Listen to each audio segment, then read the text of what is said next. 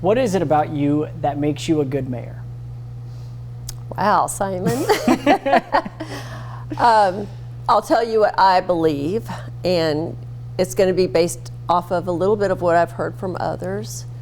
I'm a very strong leader. I have a strong business background with management, development. I've led a lot of teams and have been successful doing so, and I think bringing that to the city is important. But I think what makes me a good mayor is my heart, my passion. I'm empathetic and caring. I'm very relational, and that's something that's important to me. I want everyone to feel special and heard and appreciated. All right. There's been a lot of conversation about local small business owners struggling or not being able to sustain. How are you going about meeting the needs of the small business owners? Well, small businesses are the fabric of our community. Both of my daughters have small businesses, so I understand the challenges that small businesses face. The city has been meeting regularly with some of our Ocean Boulevard business owners and working with them on things that we can do to improve that district. But it's not just about what the city can do. It has to be a collaborative effort, and the business owners have to be involved, the chamber has to be involved. So it really needs to be more of a team approach, because the city cannot be responsible for a business's success or failure. There may be things that we can do when it comes to appearance in our city and making our city as best as it can be, attracting younger people that want to live and work here and invest here. But it's also up to the business owners to be involved in that process. And I think that's something that we could foster and do a better job of fostering, more communication and talking with small businesses and the chamber about what kind of help do they need. A lot of people talking about crime in downtown. It's been a big topic this year. What do you see as the fundamental issues to address, and what is your plan to address? Well, the truth is that our crime is down. Violent crime is down nearly 50%. And that may not always be people's perception. So you have to treat perception as though it's reality. But what bothers me the most is that there are people running for mayor that are using that as their platform and misleading people, making them think that our crime is just off the charts. And that's not the case. People deserve the truth. You know, it's an age-old political tactic to create fear and make people think that things are really bad in order to get a vote. I'm not going to do that. I'm going to tell the truth. I've always told the truth. Are there things that we need to do and improve upon? Always. I believe that we should always strive to look at what we've done and find ways to make things better. But we have invested a lot of money in technology in our real-time crime lab, the camera system throughout the city, and other things. And all of that has resulted in our violent crime being down almost 50%. That is something we should be celebrating and shouting from the rooftops, because a lot of cities cannot say that. We are short 46 police officers. We do partner with the Chamber of Commerce to do our recruiting, but it's also very, very hard to get qualified candidates right now. I mean, people are not knocking down the doors to become police officers. But yes, there's more we can do. We will continue to always evaluate and do things better. The curfew certainly helped a lot this summer. So we're working with the business owners to see what is working, what are their ideas, and those are some of the things that we want to implement and at least try them, even if it's as a pilot program. There have been multiple meetings this year between city leaders and local news media leaders discussing transparency and access to government leaders. What is your philosophy on transparency and news media members? Well, I've always been transparent with the media. I've always been very accessible to the media. The city, when I took office 8 years ago, we actually started holding more workshops than we ever had. We started the in-depth monthly workshop. We now live stream all of our meetings. They are made public. And you know, we are accessible. the new public information department, the communications department. I think they are doing an excellent job, and they're actually doing new and creative things that were not done before. They've taken it to the next level, and they've also invested in technology to make things better, and to put the city out there with videos and social media. So I think that we're doing a much better job than we used to do. That's not a slam on the former public information officer. I'm just saying that now they are taking it to the next level and taking ownership of it. During the debate, the majority of candidates said the traffic chute is bad for business in the summertime. What would be your plan to address large-scale events, and what is your plan to address large-scale events and traffic management along Ocean Boulevard? The traffic plan on Ocean Boulevard is one of the primary discussions we've had with the Ocean Boulevard businesses. And the city agrees that we need to find something else to do, that needs to be changed. So we actually are in the process of working with the police department and with the businesses on Ocean Boulevard to talk about what are the options, what can we do. We have to put public safety first, but it should not be at the detriment of our business community and our visitors. We want Ocean Boulevard to have, more of a welcoming environment for our visitors down there. There's definitely a love-hate relationship for residents when it comes to tourism. How are you planning to balance resident needs and quality of life while also sustaining tourism and the economy? A lot of people that have moved here over the last 6 to 8 years, I think sometimes don't realize how much this community relies on tourism. There is not a single business in the city of Myrtle Beach that does not benefit from our visitors. And all of our permanent residents also benefit from that. They receive a 67% property tax credit on their property taxes. So I think it's about education, and yes, we have traffic, but when I go to other places, when I'm in Charleston, Atlanta, other cities, I don't think our traffic is nearly as bad as other cities. And, we're doing all we can. We are doing some major road realignments right now, as is South Carolina Department of Transportation. So I think a lot of that will help. But I think part of it is people just need to realize that this community thrives off of our visitors. And at one time, these are the same people who came here on vacation every year and loved it so much that they chose to live here. So I think, the traffic and our visitors are something that we need to accept with a smile and continue to welcome people here and realize that, our community depends on it. Cities like Conway and North Myrtle Beach have used the power of annexation to grow their tax base and population. Do you believe that's a path the city of Myrtle Beach should be pursuing? I don't know where we would annex to, because we have an ocean on one side and the Intracoastal Waterway on the other side. So annexation would either have to be north or south. It's not really something that we've discussed. I know it's a big discussion with other cities, especially when I attend the Municipal Association board meetings. So it is being discussed statewide, but it's not something that we've really discussed amongst ourselves. Do you think it's something that the city should pursue, or something to look at down the line?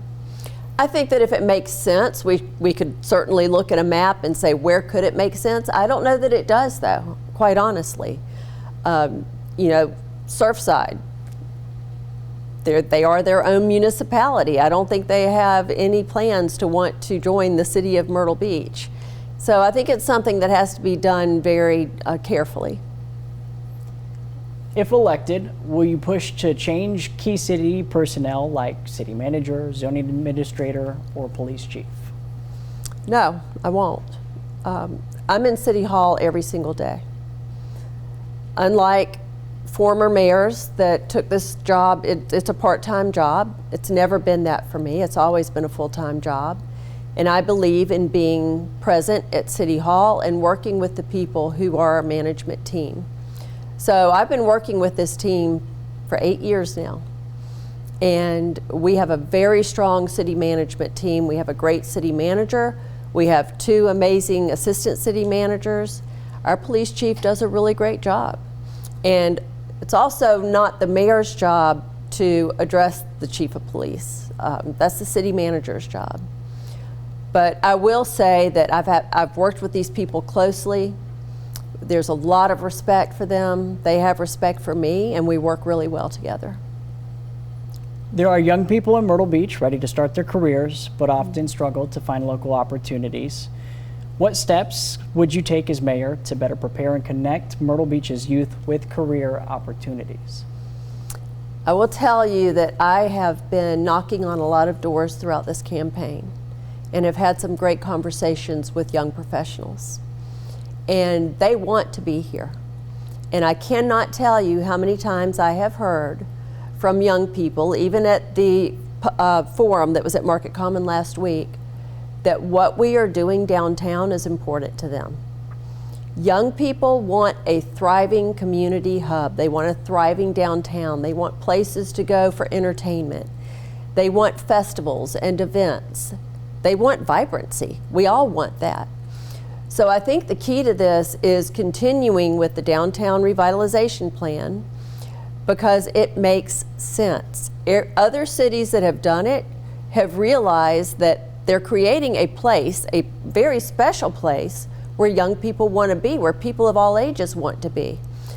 The next step to this plan is creating residential down there. We have to have more residential, workforce-related residentials. People want to be able to live where they work, but it has to be something that they can afford, and that's the key to what we're doing. We are looking for developers that will come in and start creating some of that living. My husband and I are getting ready to do a major investment downtown on Main Street with 2 stories of apartments. And I think it's going to be a great place for people to want to be. Do you think the city needs to go in a different direction with the Arts and Innovation District? We just kind of touched on that, but if you wanted to elaborate. I think the direction we have is a good one. It's a solid plan. It's a plan that the community had a lot of involvement in. We held many community information sessions. Now we're at a point with the infrastructure being done, the theater being under construction.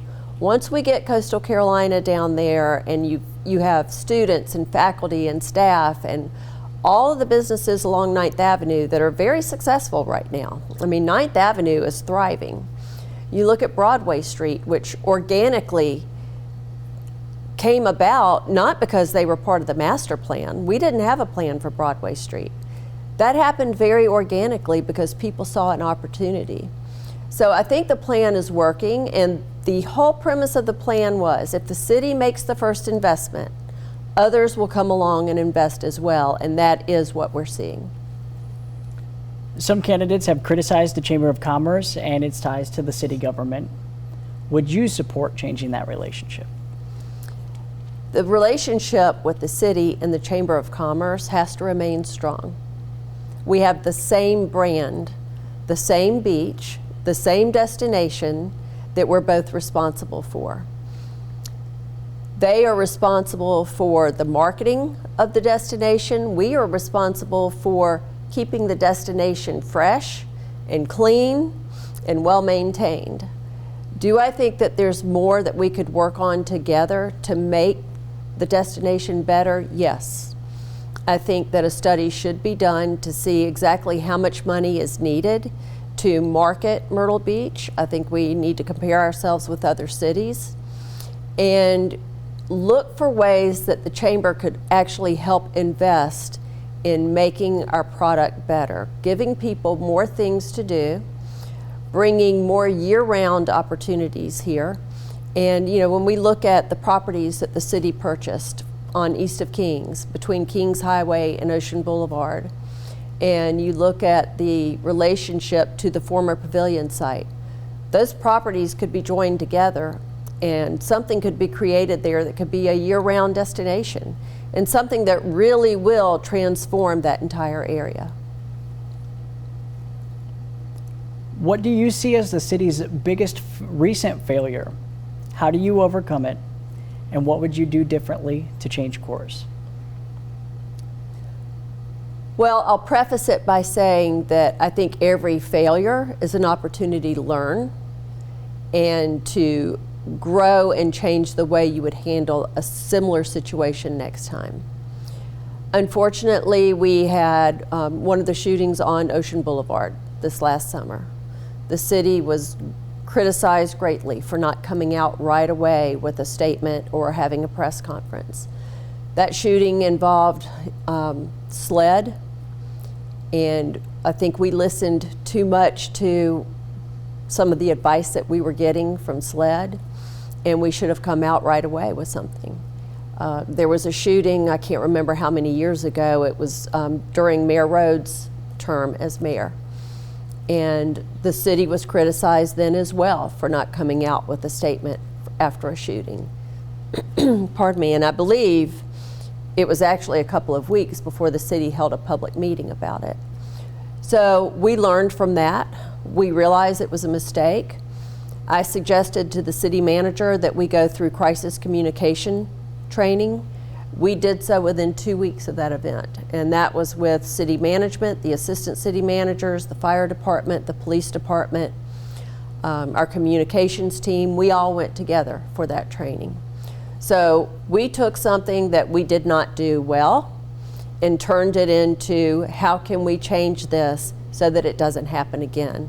And I think that's important for people to know. We didn't just sit back and say, well, we made a mistake, that's too bad.